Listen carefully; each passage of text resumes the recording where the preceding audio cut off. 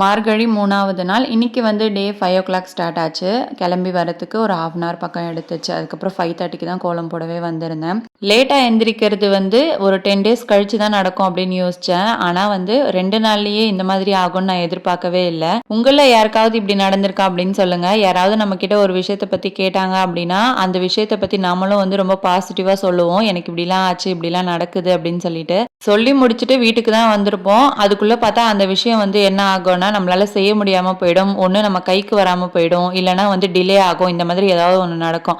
இந்த மாதிரி வந்து என்கிட்ட வந்து ஆச்சரியக்குறி போட்டு யாராவது ஒருத்தவங்க ஒரு விஷயத்த கேட்டாங்க அப்படின்னா, அது எனக்கு அப்படியே வந்து டிலே ஆகும். பண்ண முடியாம போயிடும். இந்த மாதிரிலாம் நடக்கும்.